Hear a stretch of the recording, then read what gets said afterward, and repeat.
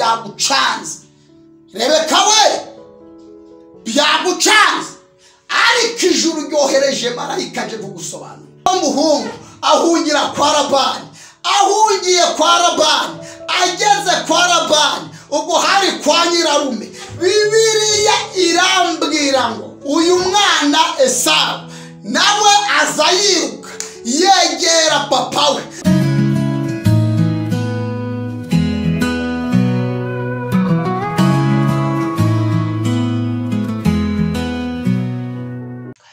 tubahaye ikaze abadukurikiye ku Mpuhwe TV mwese amahoro y'Imana bane namwe turashuhuje abanyarwanda bose igihugu cy'u Rwanda badukurikiranye turasuhuza abadiaspora turasuhuza abantu bose mu bihugu bitandukanye tubahaye ikaze ku Mpuhwe TV mu izina rya Yesu amazina ni yayandi Eliya ndacyabisaba niwe ugarutse kandi Yesu aduhana umugisha tudatinze turasoma ijambo ry'Imana bikomeye by'ubuhanuzi Imana impaye kandi usanga mu gitabo cya mbere cya Mose cyitwa Itangiriro. Iyo tuvuze itangiriro birashobora kuba ari itangira ry'ubuzima bwawe wowe unkurikiranye birashobora ko bigiye gutangira kandi bigiye gutangira nonaha leo biratangiye. Igitabo cya mbere cya Mose cyitwa Itangiriro cyo byaho 32 umurongo waho wa 28 niho tugiye kuganira kandi Imana iraduha umugisha kandi mu ijambo ryayo. Umva ukuntu haravuze ngo titire iravuze ngo Yakobo akirana na marayika w'Imana. 28 aravuze ngo aramubaza ati witwa nde? Aramusubiza ati ndi Yakobo. Aramubwira ati nukitwa Yakobo ukundi ahubwo uzitwa Isirayeli kuko wakiranije Imana n'abantu ukanesha. Yakobo aramubwira ati ndakwinginze mbwira izina ryawe. Aramubaza ati niki gitumye umbaza izina ryanjye? Amuherayo umugisha. Haleluya. Amuherayo umugisha. Yakobo yitaho hantu Penuel ati ndebesheje Imana amaso sinapfa. Imana ihabwe icyubahiro. Turasoreza mu gitabo cy'Ibyahishuwe no tugiye gusoreza gusoma izi nkuru ubundi tuganireho gatoya. 2 umurongo waho wa 17 igitabo cy'Ibyahishuwe cyo byaho 2 n'umurongo waho wa 17 haravuze ngo ufite ugutwi niyumve iby'umwuka abwira amatorero. Unesha nzamuha kuri manu yahishwe muhe nibuye ryera ryanditsweho izina rishya litazwi n'umuntu wese keretse urihabwa. Amen. Ndasubira muri mwe. Ufite ugutwi niyumve iby'umwuka abwira amatorero. Unesha nzamuha kuri manu yahishwe muhe nibuye ryera ryanditsweho izina rishya litazwi n'umuntu wese keretse urihabwa gusa. Imana ishimwe. Ngaya magambo tugiye kuganira ijambo duhaye intego cyangwa se isanganyamatsiko ivuga ngo numurekure ataguhaye umugisha. Numurekure ataguhaye. Umva wowe unkurikiranye nurekure marayika utumwe n'Imana ataguhaye umugisha. Nkurikirana tuganire niyo topic kandi tutari butindemo. Mvuge rimwe wumve kane, kuko Imana ije kuvugana nawe mu izina rya Yesu.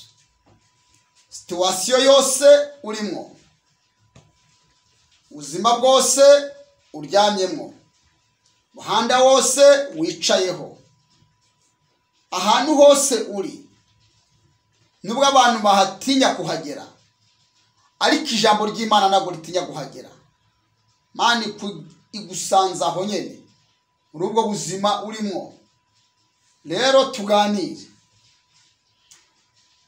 Twumvise ikiganiro cy'abantu babiri, ni babiri. Uyu ninde dusomye hano hantu? Umugabo yitwa Yakobo, yaremwe aganira na marayika warutumwe n'Imana. Mwibutse ko uyu mugabo iyo mu ijuru baje, iyo mu ijuru bamanutse, haleluya, hari ikintu kiba kibazanye. Kandi mwibutse ko mu ijuru nta kindi kibaranga usibye kurekura, gutanga. Nawe witegure kwakira ibyo marayika w'Imana azanye. Mu yandi magambo, mu ijuru marayika uturutse mu ijuru woherejwe n'Imana nagaje imbokoboko, aje inkokora zireba imbere. Muvuge cyane amen. Marayika aje inkokora ze zireba imbere. Mu yandi magambo aje yikoreye. Marayika aje yikoreye. Nyumva wowe byacanze. Nyumva wowe, nyumva nkurikirana. Imana igendera muri nge, Imana ikorera muri nge. Imana ntabwo wayibona hano hantu. Yabwiye Mose, umbonye wahitupfa, ariko nzajya ngenda nyuza kugira neza kwanjye kose imbere y'amaso yawe. Rero bugufi ni hano, niko yabwiraga Mose. Rero nawe babugufi bw'ijambo ry'Imana, babugufi bw'impuhwe z'Imana TV. Wumva Imana ivugana nawe. Imana ishimwe cyane. Babugufi. Imana inyuze kugira neza kwayo kose. Umva, nta na kumwe igiye kwisigariza. Iragutambutsa kose uko kungana imbere y'amaso yawe. Kandi umva ubuhanuzi buri muri iri jambo. N'amaso yawe niyo agiye kureba ineza y'Imana. Ntabwo ari amaso y'abana wabyaye, ntabwo ari amaso y'umugore wawe wowe utarimo wenda wapfa.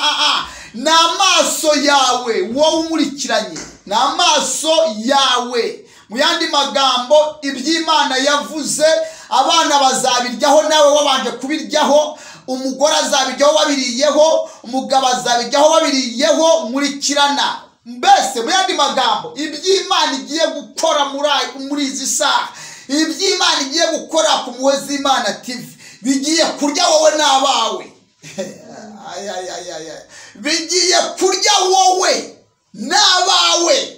Witega ubwoba ngo nuko aryamye kwa muganga, witega ubwoba ngo nuko ari muri situation. Birarya wowe n'abawe. Nje guhanura muri aka kanya, wowe ubona ko byarangiye, nta rupfu ruhari, nta ruhari. Uyu munsi nta ruhari, n'ejo nta ruhari, n'ejo bundi nta ruhari. Imana iravuze ngo igiye kugusubiza wowe n'abagenzi bawe.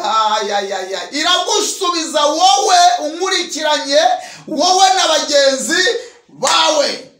Umva rero, marayika w'Imana niwe wari mugirana ikiganiro n'uyu mugabo Yakobo. Yakobo ninde? Yakobo muramuzi. Yavutse kwande? Yavukanye nande? Se ninde? Mama we ninde? Sekuru we ninde? Ni birebire, ariko tugiye kubireba mu ijambo rimwe.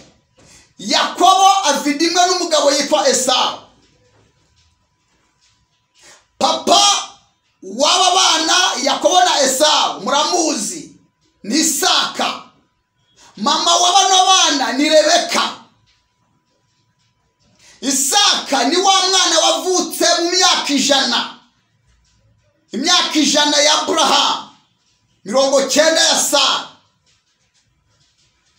Mu gisekuru kiwabo ni kwatera, murahazi ni hahandi hakomokaga ibigirwamana. Sishaka guhatinda. Murabyibuka Imana ishaka kugira neza uyu mugabo Abrahamu. Yaramubwiye ati Abrahamu, dore mfite ibintu mu ntoki, mfite ibintu by'umugisha, mfite ibintu by'amazina, mfite ibintu ushaka kurekura, ariko nabuze abantu mbirekurira. Wanyemerera ugasohoka muri Uri y'Abakaludaya kugira ngo ujye mu gihugu nzakwereka. Nunyumvira ugasohoka muri Uri y'Abakaludaya, ijambo rya mbere nzaguha umugisha. Imana ishimwe. Ijambo rya mbere nzaguha umugisha. Ijambo rya kabiri nzongeza izina ryawe. Ijambo rya gatatu uzaba umugisha. Ijambo guhabwa umugisha no kuba umugisha monami biratandukanye. Rero Imana urajya ku rwego rwo guhabwa umugisha, ahubwo uba umugisha wowe, ubera umugisha aho uvuka, ubera umugisha igihugu uvukamo, ubera umugisha abo hirya no hino. Mbese wowe ugenda ujojoba umugisha gusa. Imana ihabwa icyubahiro. Rero nguyu Abrahamu ni kwatera. Nguyu Abrahamu abyaye Isaka. Isaka amubyaye muri ya myaka 100, Sara 90. Ngaba baraje. Isaka nawe kuri finali aravuga ati nange ngiye gushaka. Arashaka, ni inkuru ndende. Ashaka uwitwa Rebeka. Bamaze gushakana batinda kubona umwana. Batinze kubona urubyaro, Bibiliya irambwira ngo ako kanya uyu mugabo Isaka ajya gusenga. Agiye gusenga, wowe umurikiranye hano hantu mbanze matinde gatoya. Nahandi wakura ibintu biryoshye, nahandi wakura umunezero, nahandi wakura igitangaza usibye mu masengesho. Niho honyene wabonera ibintu abandi batabasha gusingira. Nubwo n'abandi bantu babifite, ariko biba biri tofauti y'ibyawe. Ibyawe biba biri original kuko biba byaturutse imbere y'Imana. Uyu mugabo Isaka ajya gusenga. Nyumva kano kantu. Agiye gusenga, ajya gusengera icyifuzo kimwe cyo gusengera umugore we Rebeka abyare. Amaze gusenga, agipfukama asenga, mu ijuru babonye Isaka bohereza marayika w'Imana. Manuye marayika muri aya masengesho, manuye marayika mu izina rya Yesu. Wowe umurikiranye muri aka kanya, manuye marayika ku buzima bwawe, manuye marayika mu bana bawe, manuye marayika mu kazi kawe, manuye marayika mu maraso yawe, manuye marayika mu nyama zawe, manuye marayika mu misokoro yawe, manuye marayika muri business yawe, manuye marayika kuri banke yawe ya Vidu, manuye marayika mu mashuri y'abana bawe. Akira marayika ugutumyeho mu izina rya Yesu. Bibiliya irambwira ngo ako kanya Isaka gisenga, bamwoherereza marayika aturutse imbere y'Imana, azana ubutumwa. Umva ubutumwa uko bwavugaga. Bwaje buvuga ngo wa mugabo we, soza amasengesho, gusenga kwawe kumviswe, taha ujye guhura n'umugore wawe. Mwibutse ko Imana yasanze Isaka mu masengesho, yabanje gusanga na Rebeka mu rugo aho yaraye. Mbese mu yandi magambo, Imana igusubize wowe na mugenzi wawe, Imana igutabarane na mugenzi wawe. Ntabwo Imana igikora ikosa ryo gusanga umwe, isanga mwese kugira ngo ikigiye gukora isange mwagihuriyeho. Imana ihabwa icyubahiro. Bibiliya irambwira ngo Isaka arataha. Amaze gutaha asanga umugore we yamwiteguye. Kumwitegura nawe muravyumva abantu bakuru murankurikiranye. Bibiliya irambwira ngo bihina ahantu. Nyuma y'igihe kinini nta mwana bafite, nyuma yo kwihina ahantu, Rebeka avana igitangaza. Imana ihabwa icyubahiro. Aza, Imana yatanze umugisha mu nda yiwe. Aza Rebeka atwite. Aza afite igitangaza. Bibutse ko Bibiliya iravuga ngo abana n'umugisha. umugisha kandi ni umwandu uturuka ku Uwiteka. Imana yari imaze gushyira umugisha mu nda ya Rebeka. Mbese imaze gushyira umwandu mu nda ya Rebeka. Bibiliya iravuga ngo Rebeka atinda mbese ariko afite umugisha mu nda yiwe. Amezi agenda yicumaho ababyaye mwese murarizi cyane cyane ndavuga ababyeyi. Abana y'amezi batangira gukinira mu nda, y'amezi abana batangira gukinira mu nda, nibwo Rebeka yumvise mu nda ye harimo ibintu biri gukiniramo cyangwa se bimeze nk'ibigwaniramo. Rebeka ntabwo yagiye mu bapfumu kuraguza, ntabwo yagiye kubaza abapfumu cyangwa abarangi cyangwa abakonikoni, ahubwo Rebeka yaravuze ngo ibi bintu byaje umugabo yagiye gusenga, umugabo yabikuye mu masengesho, none ntabwo nzi biri mu nda yanjye, ndumva bigwanira mu nda yanjye. Iyi nda banza atari inda y'umwana, banza ari igisimba nwite. Uyu mugore ajya mu masengesho, nawe ajya kubaza Imana impamvu z'ibyo bintu. Nibigucanga uzajya ubaza Imana, kandi nibitanagucanga nabwo iby'Imana yagukora uzajya ubirindisha Imana. Icy'Imana yaguhaye ukirindisha amasengesho, wagikuye mu masengesho ugomba kukirindisha amasengesho. Ako kazi Imana yaguhaye wagakuye mu masengesho ugomba kukarindisha amasengesho. Nibyo ugiye gukura ku Mpuhwe TV mbese birabututse mu masengesho, ugomba kubirindisha amasengesho. Umugore Imana yaguhaye wamukuye mu masengesho, ugomba kumurindisha amasengesho. Abana Imana yaguhaye wabakuye mu masengesho, ugomba kubarindisha amasengesho. Akazi Imana yaguhaye wabakuye mu masengesho, ugomba kukarindisha amasengesho.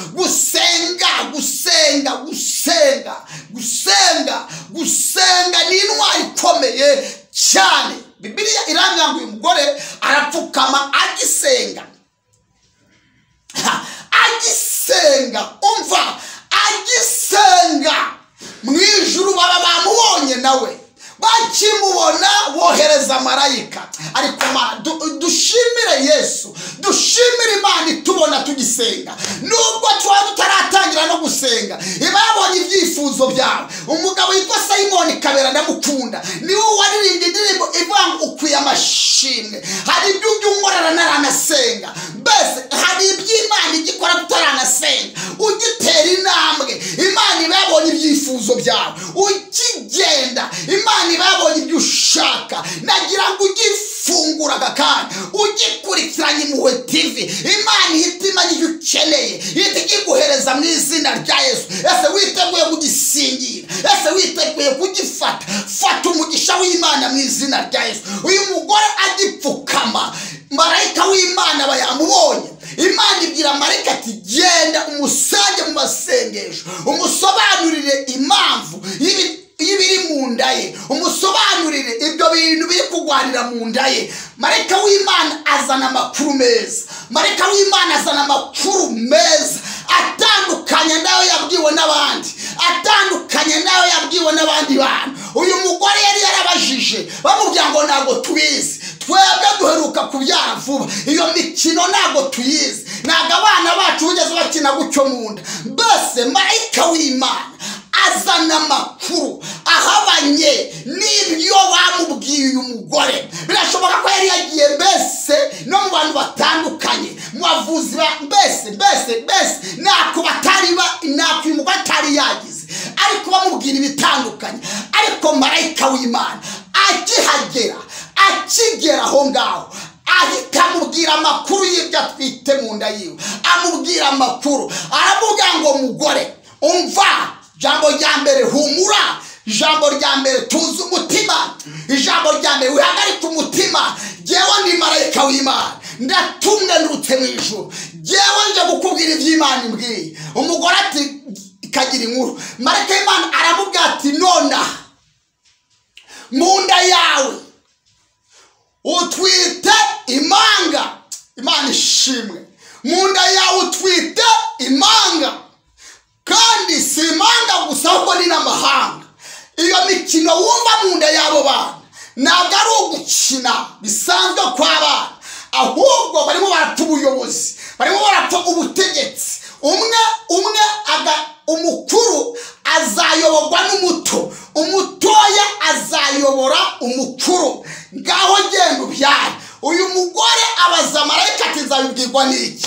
Ijuru riravuga ati umukuru azaza afite ikimenyetso cy'umukuru, azaza afite ibyoya bitukura uhereye ku musatsi kugera ku bworo bw'ibirenge. Amutoya nawe azaza afite umubiri w'umuhemba, kandi uyu mutoya azaza atuje. Imana ishimwe. Uyu mutoya niwe uzayobora uyu mukuru. Nda yawe itwita Imana kandi ni amahanga. Genda ubyare.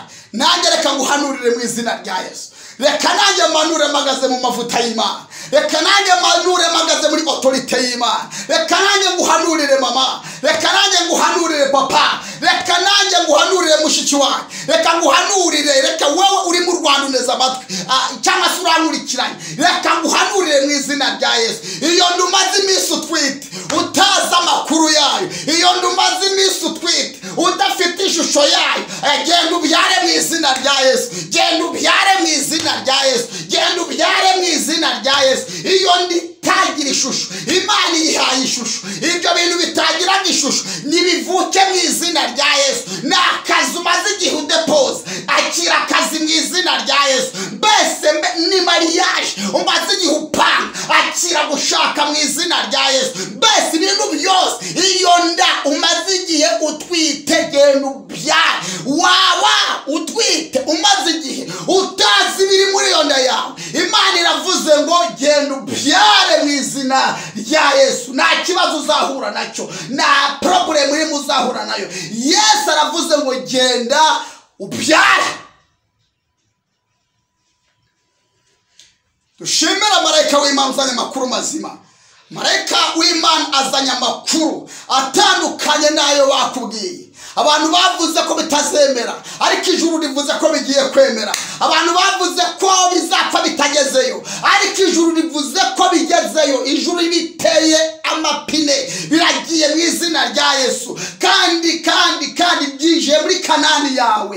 Niko Imana ivuze, niko Imana ivuze. Abantu bavuze ko bizarangirira mu nzira, abantu bavuze ko nta mariage uzakora, bavuze ko uzapfa utabyaye, bavuze ko uzapfa utubatse, bavuze ko uzagwa muri ibyo byaha by'ubusambanyi, bavuze ko uzagwa muri ibyo bintu by'ubusinzi. Imana ivuze ngo iki? Iravuze ngo genda mu izina rya Yesu. Imana irakoriyase, genda wuzure umwuka wera. Wowe wakoraga ibyaha nawe yashobora kuba umurikiranye, genda wuzure umwuka wera. Nawe utwite inda byaragucaze, ntabwo uzi impamvu iyo nda yawe, ariko Yeri iravuze ngo genda ubyare. Mu yandi magambo narivuze ngo iki? Marayika w'Imana azanye amakuru ahabanye n'ibyo wagiye wumva. Niko ijuru rivuganye nawe. Imana ishimwe. Ese wakiriye marayika? Akira marayika muri ibyo bintu byagucanze. Ntega amatwi. Akira marayika muri ibyo bintu byagucanze. Nukuri uri kuryama udasinziriye. Ndakubona wowe wafashe kataryama y'abandi. Ndakubona wowe wafashe amafaranga y'abandi. Ndakubona wowe wafashe amafaranga, nagusinzira, naguryama, kandi urabona ibihombo, nakunguka. Wafashe amafaranga kugira ngo uzajye wungukira abantu, ariko amafaranga y'abandi atangiye guhomba. Ariko Yera umva ukuntu imbwiye, iravuze akira marayika ajya kukuvangurira, ajya gucanga ibyo byagucanze. Marayika aravuze ngo ryamusinzire mu izina rye. Ndakubona uri masizi niho wicaye, byagucanze ugiye guturuka womoke. Ariko Imana irambwiye ngo subira mu kazi. Ibyo byagucanze Imana ibihaye ishusho.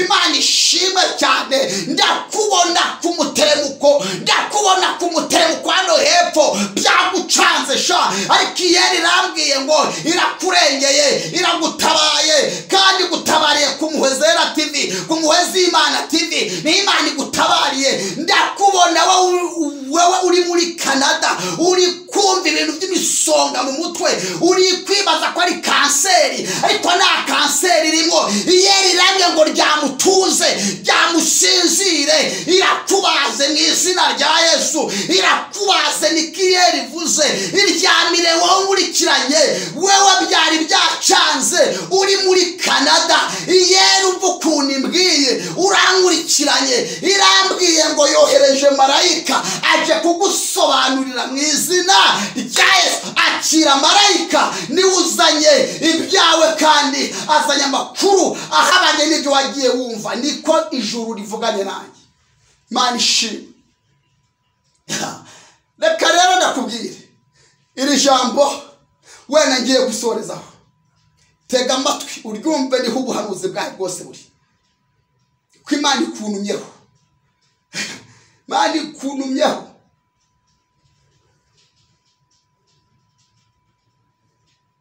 batuye ibintu ku mafaranga watanze batuye ibintu ku mafaranga watanze wowe bakwatura izindi mbaraga ndimo ndabibona kofi yawe bayiteje imbeba ariko iyera umva ukuntu imbariye irambwiye ngo ije kugusobanurira ariko se Mana wanyumvise yera ije kugusobanurira kandi n'abandi Imana irambwiye gikoherereje marayika aje kubisobanura ibyo byagucanze Rebeka we byagucanze ariko ijuru ryohereje marayika aje kugusobanurira tugera ku magambo twasomye Biblia irambwira ngo abana barakura ayimini baravuka umwe avuka ari cyoya afite bya bimenyetso ijuru ryavuze undi avuka afite umubiri w'umuhemba uyu ni Yakobo Biblia irambwira ngo bamaze gukura umwe aba umuhigi aba umunyeshyamba undi nawe akajya abana na nyina mu mahema uyu wabanaga na nyina mu mahema ni uwitwaga nde Yakobo wari umuhigi yari Esawu ariko Esawu akajya agenda guhiga akazana umuhigo uyu muhungu nawe wasigaranaga na mama we mu rugo Yakobo abashyitsi baza mama wakamutuma mbese mu yandi magambo ariko nubwo kabaga mu rugo nubwo katari gafite aho kajya hari icyo Imana yari yakavuzeho nubwo katari gafite address nubwo katari gafite mbese aho kazindukira nk'abandi nubwo katari gafite imyambaro ihagije nubwo katari gafite shop ihagije nubwo katari gafite magazi nubwo katari gafite ABCD ariko hari Imana yari yavuze kuri aka gahungu Yakobo ese mama ese papa ese shuti yanjye nkurikiranye ku Muhwezera TV ese wowe nkurikiranye ku Muhwezimana TV hari icyo Imana yavuganye nawe hari icyo Imana yakuvuzeho icyo rero yavuze Biblia irambwira ngo icyo Imana yavuze irakirinda kandi kirindisha Biblia ikirundi yoyo ibivuga neza iravuga ngo ijambo Imana yavuze iraririnda byaba ngombwa ikabona bidahagije kuririnda ikifashisha ubuhiri bwayo kugira ngo umurozi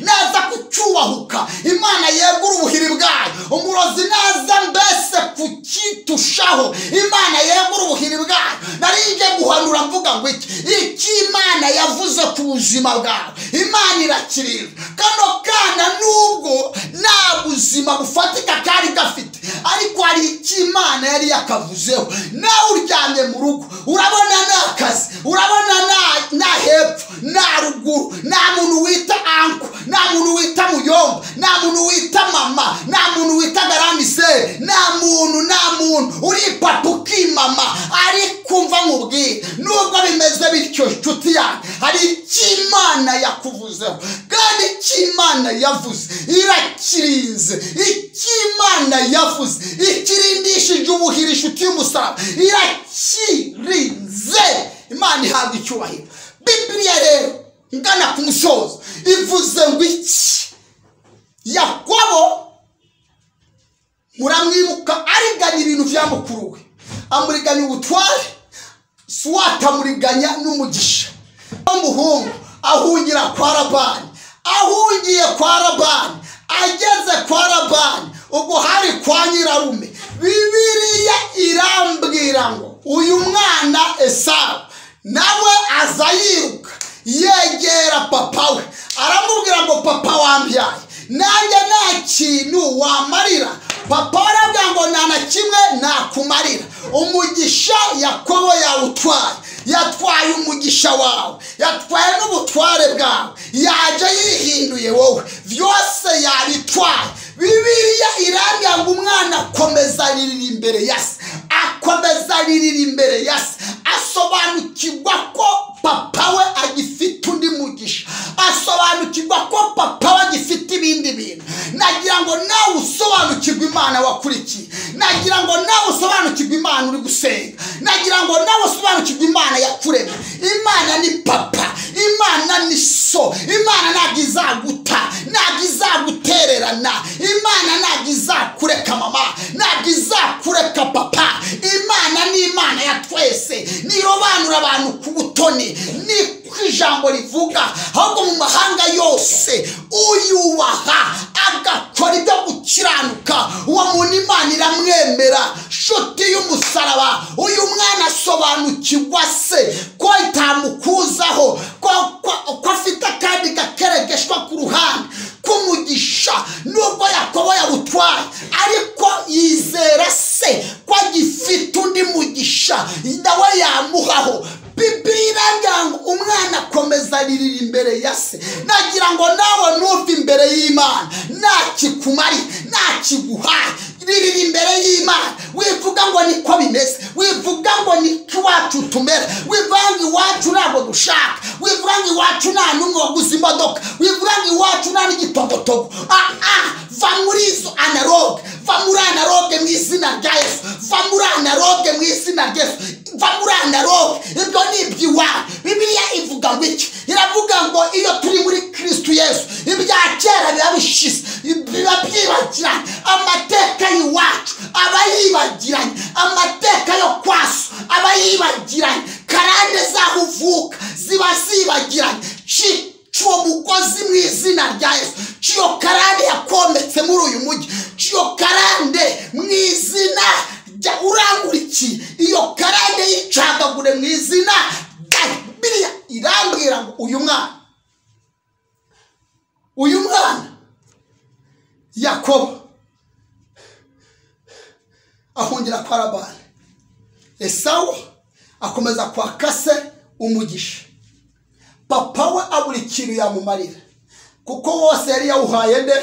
Yakobo. Umva ikintu papa we yamuhaye. Nagira ngo ubwire ngo ntabwo Imana yabura ikiguha. Ntabwo Imana yabura icyo iguha. Nimba Isaka atarabuze icyaha umwana we Esawu, kandi byose yari yabitewe abihereza Yakobo, ariko umwana akomeza aririra imbere ya se. Papa w'umwana ntiyabuze icyo ahereza umwana we. Umva kuntu Bibiliya ivuga, iravuga ngo ko muri babi mukamenya guha abana banyu ibyo babasabye. Ninde muri mwe umwana we yamusaba umutsima akamuha ibuye? Ninde muri mwe umwana we yamusaba ifi akamuha inzoka? Ko muri babi, yewe so mu ijuru, ninjye wabura icyo marira abanjye naremye. Imana ishimwe. Umva mbwire, Esawu na Isaka aramubwira ati mwana wanjye, nubwo Yakobo yagutwaye, ariko se nta kindi sigaranye hano. Abaza umwana we aramubaza ati ni iki ufite mu ntoki zawe? Esawu abwira se, aramubwira ngo nta kindi mfite usibye inkota yonyine. Umva kano kantu kumva, nta kindi nibitseho usibye inkota nahigishaga. Dore ngiyi. Umusaza abwira umwana we ati inkota urayifite? Undi ati ndayifite. Umusaza arayimwaka bati yimereze hano, iyi nkota yawe ngiye kuyiha umugisha. Haleluya. iyi nkota yawe ngiye kuyaturaho amagambo y'umugisha. Ndi mwana ati mwese ayahe magambo uvuga kuri iyi nkota ikagarura ibyo Petit Frere yatwaye. Umusaza ati ibyo bindekere, hari amagambo ngiye kwatura kuri iyi nkota. Umusaza arangije arayifata, afata inkota ya Esawu. Akose nyiri hano, wewe ufite iki? Ufite iki Imana igiye guheraho nshuti yanjye? Umva mubwire, arangije avuga ati rero mwana wanjye undi ati karame pa iyi nkota yawe, haleluya, iyi nkota yawe, undi ati karame, nutayigomera, umva ijambo rya mbere, umva, nutagoma iyi nkota yawe, nutagoma iyi nkota yawe izagukiza abanzi. Umva ijambo rya mbere, umusaza yatuye ku nkota. Iyi nkota yawe izagukiza ababisha. Kabiri, iyi nkota yawe izakwicaza ahantu utigeze wicara. Iyi nkota yawe izagukiza amahembe, izagukiza ibitega, izagukiza abagome, izakubyarira, izakwinjiza muri Kanani. Umusaza yatura amagambo meza ku nkota umwana we yari afite. Bibiliya iravuga ngo ako kanya amusubiza inkota ye itakiri ya nkota yahigishaga, ahubwo yamuhaye inkota izamukiza igisuzuguriro. Amuha inkota ihabanye n'ibyo yahigishaga, amuha inkota izamwicaza ku ntebe nziza y'icyubahiro. Amuha inkota izamukuraho ibitega, izamukiza amahembe, izamukiza diyabete, izamukiza sida, izamukiza kanseri, izamukiza imigambi y'abarisha. Mbese amuha inkota ihabanye n'iyo yari afite. Nagira ngo Imana ikuvunjire nshuti y'umusaraba. Imana nikuvunjire, Imana nikuvunjire, Imana nikuvunjire, Imana nikuvunjire. Bibiliya ivuze ngo iki? Umuhungu akimara gufata ya nkota aravuga ati pa, iyi nkota umpaye ndabona yigiye kunyiza igisuzuguriro. Nimbizanyicaza ahantu, komana we, nimbizanyicaza ahantu nigeze nicara, iyi nkota ndayigushimiye. Yakobo ahunga iyo nkota kuko mukuru yari yavuze ngo nta wundi mwanzi ngira. Uwamize kuva kera ni Yakobo Petit Frere. Yantwaye ubutware ejo bundi akoresheje ibishyimbo, none antwaye n'umugisha akoresheje ibihu by'ihene. Niwe ngiye kwica. Uko niko kwatumye Yakobo ahungira kwa Labani, ahunze inkota ya mukuru we se yamaze kwaturaho umugisha. Nihute, uyu muhungu ageze kwa Labani, muzi ibyo yakoze. Aba umushumba wo kwa Labani. Nguyu yashora amahene, uko byagendaga ku mariba murakuzi, ntabwo shaka kubitindaho. Umuhungu agafata inkoni y'amabara akayegerekeranya n'utundi duti, akavuga ngo noneho ibyo Labani twasezeranye mbihinduriye ku mariba. Nimba yari gutwara inama z'ibihuga, ndabihinduye, ibihuga bizabe bike, ibitobo bizabe byinshi. Ubwo rero Labani yari yabwiye Yakobo, izizavuka ari ibihuga zizaba iza Labani, izizavuka ari ibitobo zizaba iza Yakobo. Bakabisezerana. Yakobo yagera ku mariba agahindura ibyo Labani basezeranye.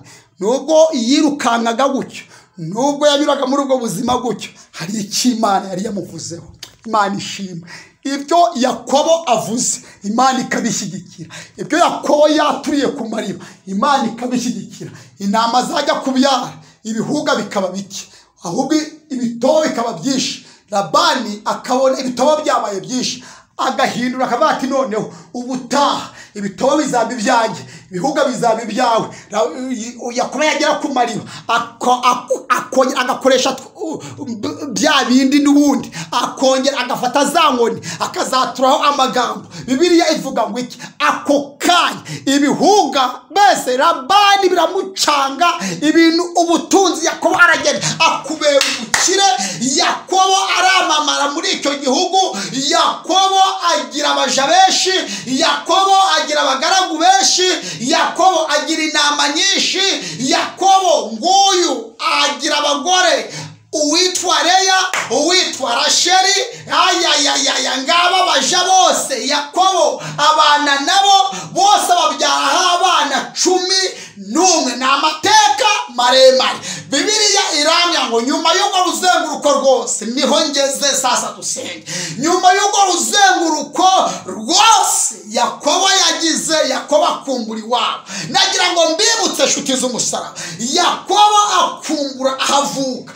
Bibiliya irambya ngo akihakumbura Yakobo yitegereje Leya abona ni ikibazo, yitegereje Rasheli abona ni ikibazo, yitegereje inshoreke ebyiri abona ni ikibazo, yitegereje abana 11 abona ni ikibazo, yitegereje abaja n'abagaragu abona ni ikibazo, yitegereje intama z'ibihuga n'ibitobo abona ni ikibazo. Yakobo arangije aravuga ati ni igiki kizansubiza iwacu ko mfitanye ikibazo na garafurere nafata azanyica. Umva ijambo nafata azanyica, ndigira inama nzayivura na garafurere gute. Yakobo Bibiliya iravuga ngo abyuka muri iryo joro, niho nshaka gusengera.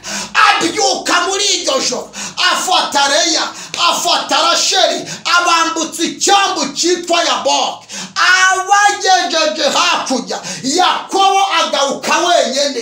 Ibintu byamubuzaga guhura n'Imana yabyambukije, abagore yabambukije, abana yabambukije, inshoreke yazambukije. Yakobo asigara wenyine. Muri uko gusigara wenyine nshuti y'umusaraba, mu ijuru rero baramwitegereza, babona umuhungu yambukije uhereye kurwara kugeza ku musatsi. Bibiliya irambya ngo mu ijuru bahita bamupangira ibintu by'ubwenge, bamupangira ibintu byiza, babwira marayika ati none ahangaha umuhungu yambukije ibyatumaga tutamwumva, yabyambukije. Ubusambanyi yabwambukije, ubujura yabwambukije, ishyari yabyambukije, urwangano yabwambukije, amoko yabyambukije. Ibintu byose byamubuzaga gusabana natwe yabyambukije. Kandi yagize ishyaka, yabyutse nijoro, abandi bari kugona, abandi basinziriye. Yakobo yambukije. Umuntu wambukije ni igiki twamukorera? Mu ijuru inama iraterana. Mwibutse ko mu ijuru inama igiterana wa mukobwa, inama igiterana mama, inama igiterana papa, inama igiterana.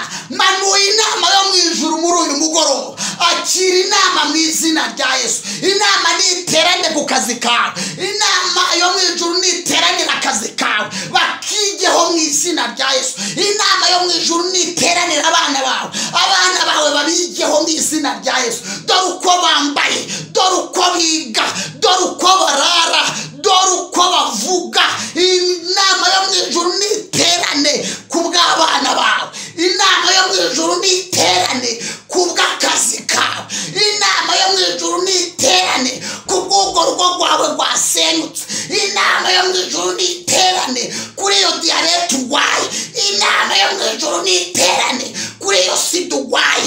Imana iraje igukize mu izina rya Yesu.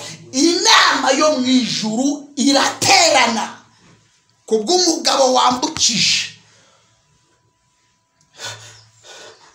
Manishe kwambutsa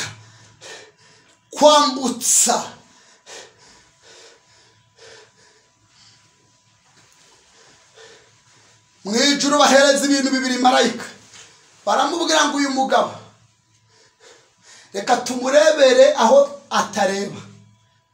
Bareba Yakobo, barenza amaso Yakobo, bareba na Esawu inkota afite itegereje kwica Yakobo.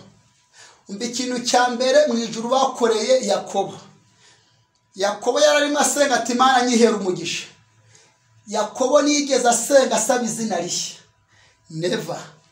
Ahubwo mu ijuru baturebera aho tutareba, batwumvira aho tutumva, batugerera aho tutagera. Mu ijuru ahera hahera baravuga ati uyu mugabo tumuhaye umugisha ntago yawujyana iriya nkota ya Esawu, ahubwo reka tubanze mbere yuko tumuha umugisha, reka tubanze duhindura izina rye, kuko iri zina yitwa none rifitanye ikibazo na Esawu, kandi ni naryo zina Esawu ari guhiga kugira ngo yice. Reka tubanze tumwambure ririya zina yitwa, tumwambure izina ry'ubuyakobo Esawu ari guhiga. Inkota ya Esawu ibanguriye kugira ngo yice iri zina. Reka tubanze tumukize rino zina. Ni mu ijuru inama yateranye. Reka tubanze tumukize rino zina ifitanye ikibazo na Esawu, tumuhirinde zina Esawu atazi, tumuhirinde zina ridafitanye ikibazo na Esawu. Bibiliya ivuga ngo iki? Mu ijuru ubabwira marayika ati rero genda umuduhere iri zina. Mbere yuko umuhereza umugisha ubanza umuhereze iri zina. Haleluya. Umva nkubwire, ubanza umumere iri zina. Umva wowe umurikiye naha byose bipfundikiriye, ubanza umumere iri zina. Hari izina mama, hari izina Esawu atazi Imana imanuye muri aka kanya. Hari izina Esawu atazi Imana ikoherereje. Hari izina Esawu atazi Imana izanye mu bana bawe. Hari izina Imana izanye Esawu uroga iduka ryawe atazi. Hari izina Imana izanye Esawu ugeza urubyaro rwawe atazi. Hari irindi zina Imana yohereje mu rubyaro rwawe. Hari irindi zina Imana yohereje mu kazi kawe. Hari irindi zina Imana yohereje mu maraso yawe, mu bisokoro yawe. Hari irindi zina Imana yohereje mu muryango uvukamo. Hari irindi zina Imana yohereje mu rugo rwawe mama, wigenda wipawukana wisenya. Hari irindi zina Imana ikoherereje. Hari irindi zina rizanywe na marayika. Iri zina Imana izanye nta murozi uzariroga, ntabwo barizi. Iri zina Imana izanye ntabwo Esawu azarihiga. Esawu ntabwo bafitanye ikibazo n'iri zina. Iri ni izina riturutse mu ijuru, ni izina rigiye gutuma ujya uwo mugisha urimo urasaba. Ni izina Imana izanye rigiye gutuma urya uwo mugisha wawe. Iri ni izina Imana iguhaye rigiye kukwinjiza muri mariage yawe. Ni izina Imana iguhaye rigiye kukwinjiza muri Kanani yawe. Ni izina Imana iguhaye rigiye kukugeza muri future yawe. Ni izina Imana iguhaye. Akira izina abarozi batazi, akira izina dayimoni itazi, akira izina nyabingi itazi, akira izina bohereza igitega batazi, akira izina bohereza inyatsi batazi, akira izina bohereza inkuba batazi. Imana ikoherereje izina. Abana bawe nibakira izina, aho biga nibakira izina, aho ugenda niwakira izina. Akira izina rishya. Marayika aza yikoreye ibintu bibiri. Yaje yikoreye izina, aza yikoreye n'umugisha. Urankurikiranye? Imana iguhaye umugisha, ariko ibanje guhindura izina rifitanye ikibazo na Esawu. Imwije baguhaye irindi zina ridafitanye ikibazo n'abanzi bawe. Bibiliya irambwira ngo marayika aza yikoreye ibintu bibiri. Izina rishya aza yikoreye n'umugisha. Araza kubitana na Yakobo barakirana.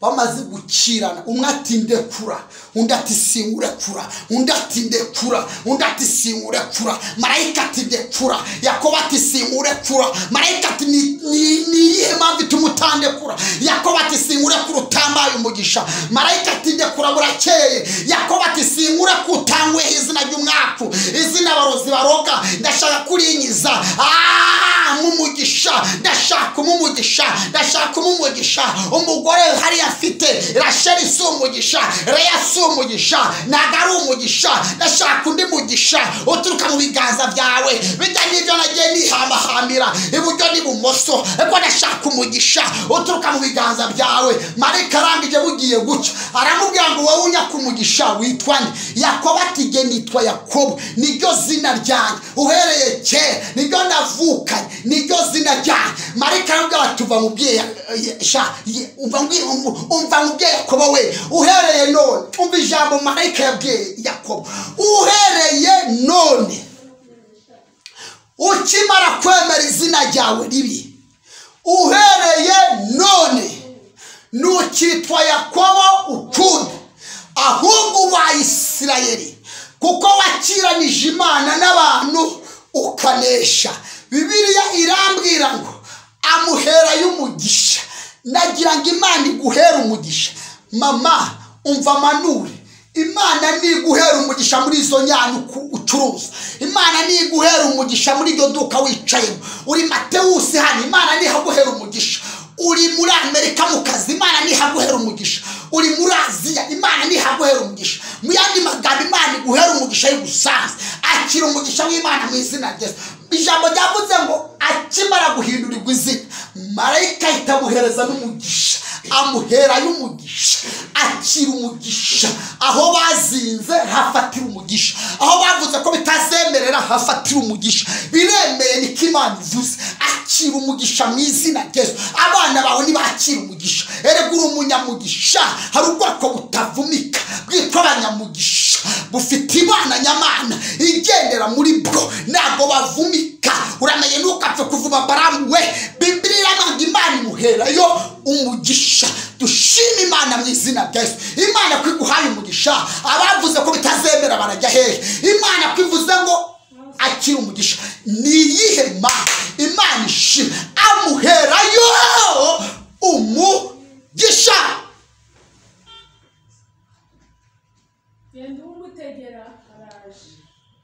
Rebasilo pefosi kiribonesa. Mana iguhera umugisha muri utwo tuntu ubona tuteme. Imana niho iguhereye umugisha. Turi ku Imana, Imana iguhaye umugisha. Niko ijambo rivuze, ni Imana ibivuze. Fata umugisha mu izina rya Yesu. Muri ibyo bibanza byawe fata umugisha mu izina rya Yesu. Ayo mazu yabuze abakiriya, fata abakiriya mu izina rya Yesu. Wewe wa mukobwa we, akira mariage mu izina rya Yesu. Niko Yesu avuze, amuherayo umugisha. Imana nivuga umugisha, mujye mwumva umugisha, nimukumva umuvumo. Imana yacu si umuntu ngo ibeshye, Imana yacu si umuntu ibeshye. Imana itangaje umugisha, amuherayo umugisha. Kira umugisha, fata umugisha. Twasomye irindi jambo ryavuze ngo iki? Unesha nzamuha kuri manu yahishwe, muhe n'ibuye ryera ryanditseho izina rishya, ritazwi n'abaroga, ritazwi n'abohereza igitega. Mbibutse ko ujya kukuzinga azinga izina ze, mwibutse ko ujya kukuroga aroga izina ze, mwibutse ko ujya kukohereza ihembe abanza kumenya izina ryawe. Ariko umva ukuntu Imana ivuze. Iravuze ngo iguhaye izina, iguhaye ibuye ryera ryanditsweho izina rishya. Umva sha, iguhaye ibuye ryera ryanditseho izina rishya, ritazwi n'abo bantu baroga, ritazwi n'abo bantu bohereza nyabingi, ritazwi n'abo bantu bohereza ibiteka. Izina ritazwi rigiye gutungura abarozi. Iryo zina Imana iguhereye ku mpuhwe z'Imana TV, rigiye gutungura abohereza ibitega. Ese ko baryohereza aho bazi, Imana ikabiguremeye ibuye ryera ryanditseho izina rishya ritazwi. Biragenda bite? Noneho barabyohereza hehe? Imana igupangiye akira favor y'Imana. Muri iryo zina Imana igupangiye akira urubyaro. Muri iryo zina Imana iguhaye akira promotion mu kazi.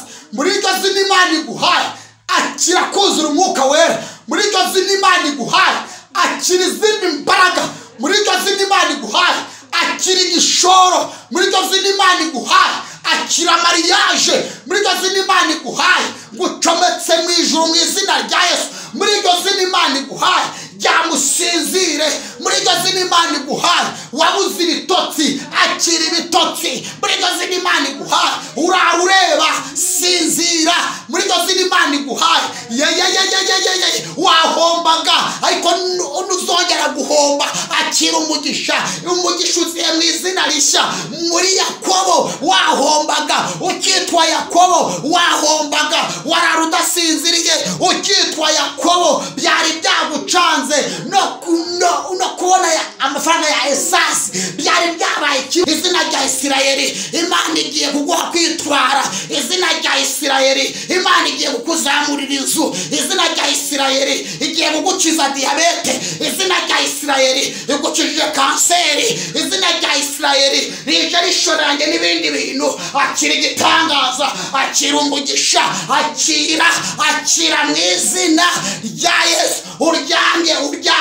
Uraryamye Faisal. Imana irambwengera kuvyukije ukimara guhindurirwa izina itubyuka utahe mu izina rya Yesu. Abaganga baragusezereye barakoze barakugiriye neza barakuvuye ariko Imana ikuvyukije kuri icyo gisasiro. Umva nkubwire fata uwo muntu mwegeranye mu kiganza mubwire ngo none amateka yawe arahindutse. Nukiri Yakobo ukundi ubaye Isirayeli kuko bakiranije Imana n'abantu ukanesha. Nukiri Yakobo ukundi ubaye Isirayeli kuko bakiranije Imana n'abantu ukanesha. Muri uko kunesha batubwiye ngo iki mu gitabo cy'Ibyahishuwe batubwiye ngo unesha nzamuha kuri Imana yahishwe muhe n'ibuye ryera ryanditsweho izina rishya ritazwi n'abantu usibye nyiraryo uriherewe ku mpuhwe z'Imana TV. Akira ivy'Imana yaguhishe mu izina rya Yesu Kristo. Urakoze cyane. Tugiye gusenga.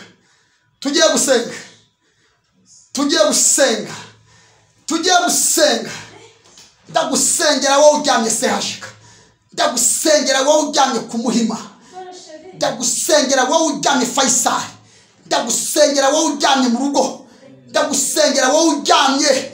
Ndagusengera wowe uryamye mu bitaro by'Igahini. Ndakubona. Ndagusengera wowe basezereye bavuze ngo nangwa. Ndagusengera wowe bavuze ngo bajye gutereza cyamunara. Ndagusengera wowe wandaya we. Ndagusengera wowe wamujura we. Ndagusengera wowe wamusinzi we. Ndagusengera wowe wagisambo we. Ndagusengera wowe ushaka igitangaza cy'Imana. Imana umva ukuntu itangaje. Ndavuga iguhaye ibuye ryera ryanditsweho izina rishya ritazwi n'abantu usibye nyiraryo wenyine uriherewe ku mpuhwe z'Imana TV. Urakoze cyane. Uri Imana ikomeye. Ubereye mwiza abagutegereza bose kandi nawe kwiringiye n'umwe uzegera korwa n'isoni.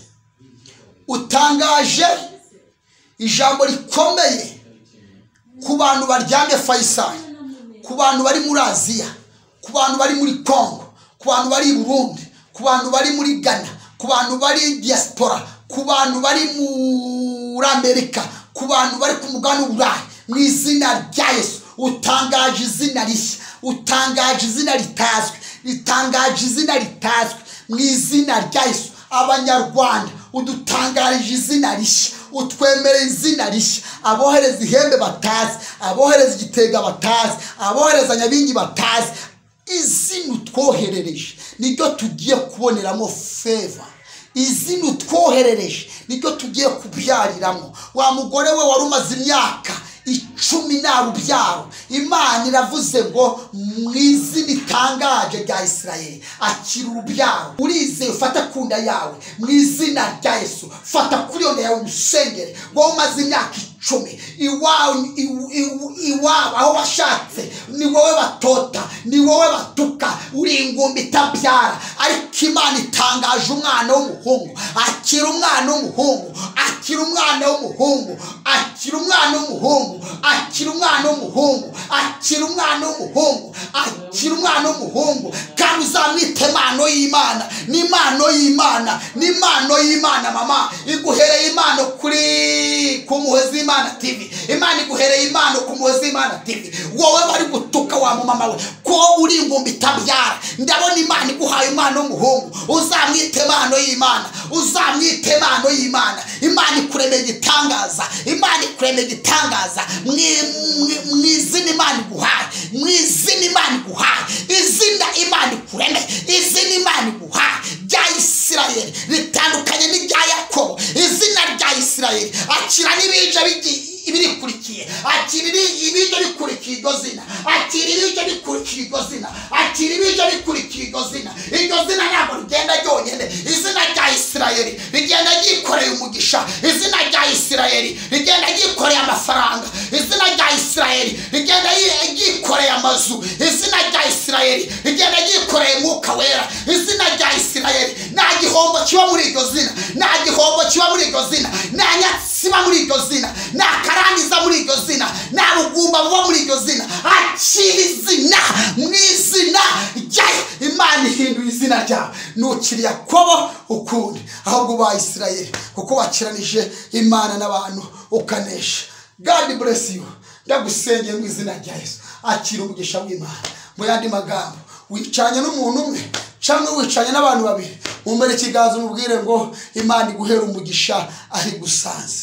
Akira umugisha w'Imana mu izina rya Yesu. Uri umupapa urankurikiranye, akira umugisha. Uri mama, akira umugisha. Uri sisters, akira umugisha. Uri girlfriend, akira umugisha. Uri papa, akira umugisha. Imana itangaje ngo akira ibuye ryera ryanditseho izina rishya ritazwi n'abantu bose, usibye nyiraryo wenyine uriherewe ku Muhwezi Imana TV. God bless you. I love you so much.